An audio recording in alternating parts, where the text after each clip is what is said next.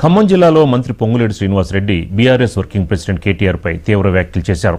Twitter Tillu ముందు నీ ఇంటిని పార్టీని చక్కబెట్టుకో అంటూ ఘాటుగా విమర్శించారు. 3.5 ఏళ్ల తర్వాత వచ్చే ఎన్నికల్లో కేటీఆర్ అమెరికాలో ఉంటాడో ఇండియాలో ఉంటాడో కూడా తెలియదంటూ ఎద్దేవా చేశారు. దమ్ముంటే ముందు జూబ్లీహిల్స్ ఉప ఎన్నికల్లో సత్తా చూపించాలని సవాల్ విసిరారు.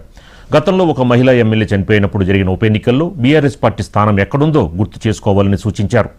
జూబ్లీహిల్స్ ఎన్నికల తర్వాత రాష్ట్రంలో బీఆర్ఎస్ పార్టీ పరిస్థితి ఏంటో చూసుకోవాలంటూ పొంగులేటి ఫైర్ అయ్యారు.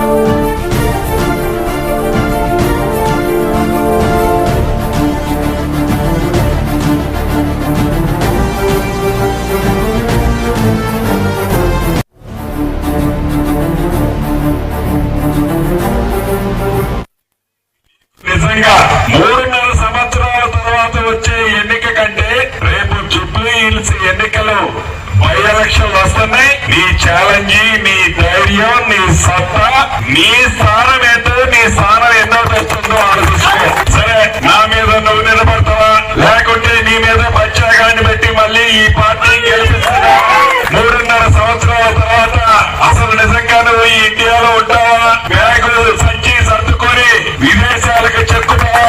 ఇదంతా తెలంగాణ ప్రజలు నిర్ణయించడానికి సిద్ధంగా ఉన్నారు.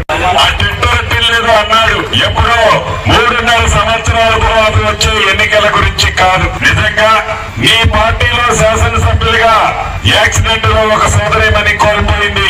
ఆ శాసనసభ్యులు ఎన్నికలు వస్తే నీ సింబల్ మీద నిలబడ్డ పార్టీ వ్యక్తికి ఎన్నో స్థానం వచ్చిందో నువ్వు ఒక్కసారి లెక్కలు తిరిగేసుకొని చూసుకో. ఈ మధ్య మీ పార్టీకి సంబంధించిన శాసనసభ్యులు ఆరోగ్యం బాగలేక చనిపోయారు. దానికి కూడా ఇంకా